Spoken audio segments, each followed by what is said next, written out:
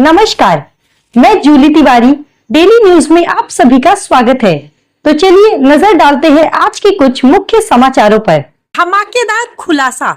उल्लासनगर में महाशिवरात्रि पर पिपाणी और भोंगे बजाने वालों पर गिरेगी गाज, पुलिस ने कस ली है कमर। उल्लासनगर में पिछले 5 सालों से हिराली फाउंडेशन द्वारा महाशिवरात्रि के दौरान पिपाड़ी और भोंगा मुक्त अभियान चलाया जा रहा है। इस साल भी प्रशासन ने इस अभियान को गंभीरता से लेने का फैसला किया है। पुलिस उपायुक्त सचिन गोरे ने साफ तौर पर ऐलान कर दिया है कि अगर कोई पिपाड़ी बजाते हुए पकड़ा गया तो उसके खिलाफ सख्त कार्रवाई होगी। पुलिस उपायुक्त सचिन गोरे का कहना है कि महाशिवरात्रि के मेले में हर तरह के लोग आते हैं। कई बार कर्ण कर्कश पिपाड़ियों की वजह से लोगों के बीच झगड़े तक हो जाते हैं। लगातार तेज आवाज में पिपाड़ी बजाने से लोगों को गुस्सा आ जाता है और विवाद खड़े हो जाते हैं। इसी वजह से पिछले 5 सालों से यह अभियान चलाया जा रहा है और इस बार भी यह जारी रहेगा। यही नहीं, इस बार सिर्फ पुलिस से नहीं बल्कि नगर पालिका की टीमें भी इस कार्रवाई में शामिल रहेंगी। इसके लिए पुलिस उपायुक्त सचिन गोरे और पालिका आयुक्त मनीषा आव्हाड़े के बीच विशेष चर्चा भी हुई। हिराली फाउंडेशन की सरिता खानचंदानी ने इस मुद्दे पर बड़ी बात कही है। उन्होंने बताया कि जब पिपड़ियों के शोर की ध्वनि क्षमता मापी गई तो वह 110 से 130 डेसिबल तक पाई गई। यह कानों के लिए बेहद नुकसानदायक है और ध्वनि प्रदूषण फैलाता है। यही वजह है कि हिराली फाउंडेशन ने पुलिस प्रशासन से इन प्लास्टिक पिपाड़ियों पर पूरी तरह से बैन लगाने की मांग की थी, जिसे प्रशासन ने सकारात्मक रूप से लिया था। इस साल भी सरिता खानचंदानी ने प्रशासन से यही उम्मीद जताई है कि महाशिवरात्रि पर पिपानी और भोंगे पूरी तरह से प्रतिबंधित रहेंगे ताकि इस पावन पर्व पर शांति और अनुशासन बना रहे।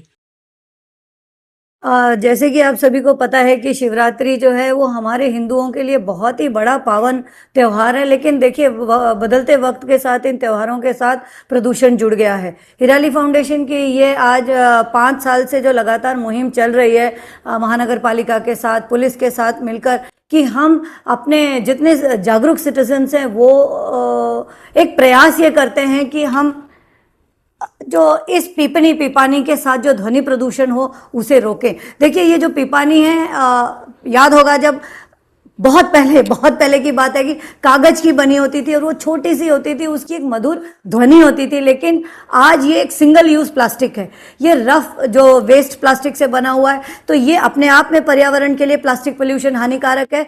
और उसके साथ साथ ये इसके जो बजाने के वक्त जो ध्वनि, जो तीव्र कर्कश ध्वनि आती है, ये एक साथ अभी मैं अगर बजाती हूँ तो हम 1 2 4 बजाते हैं, लेकिन देखा गया कि 50 20 30 जन बजाते हैं, पूरी रात बजाते हैं। ध्वनि प्रदूषण अधिनियम के हिसाब से 10 बजे के बाद आपको ये ट्रम्पेट, आपको कोई भी ध्वनि नहीं बजानी है, ध्वनि प्रदूषण नहीं करना है। सो हमारी हिराली फाउंडेशन की ये कोशिश है।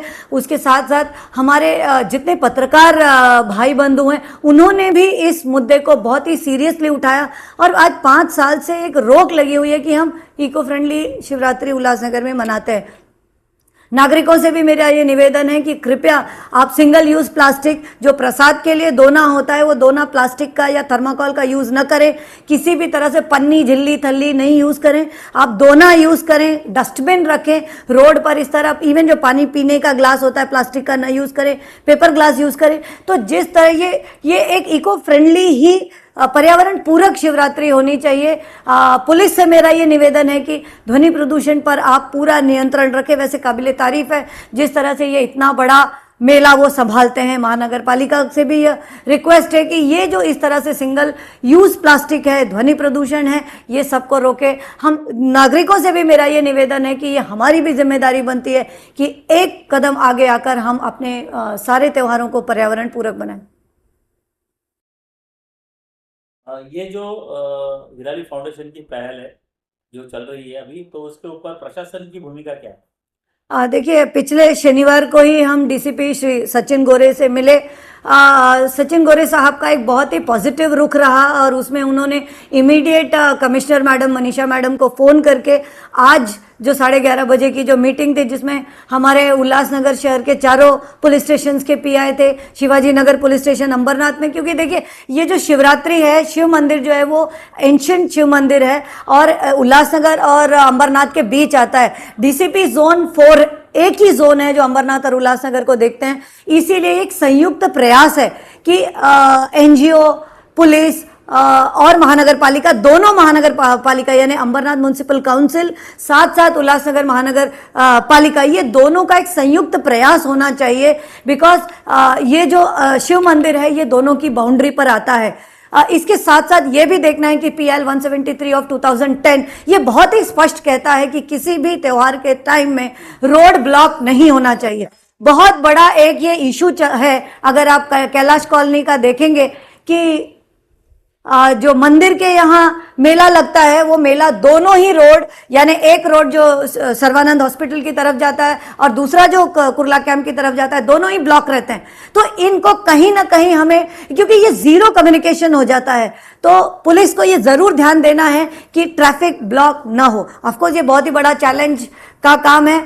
सभी सिटीजन से भी मेरी रिक्वेस्ट है कि आप साथ दें, समझें कि ये मेले की तरह होना चाहिए। स्टैम्पीड, क्योंकि बार बार मेरा ये अंदेशा है, मेरा ये ऑब्जर्वेशन है कि स्टैम्पीड होने का पूरा चांस है, अभी तक नहीं हुआ, इसका ये मतलब नहीं है कि आगे नहीं होगा। सो मोटा मोटी अगर देखा जाए तो श्री सचिन गोरे साहब का बहुत ही पॉजिटिव असर था। अब महानगर पालिका इसको कहां तक अंजाम देती है वो देखा जाएगा। तो आज के लिए बस इतना ही। कल फिर मिलेंगे इसी समय इसी चैनल पर। तब तक के लिए मुझे दीजिए इजाजत। धन्यवाद।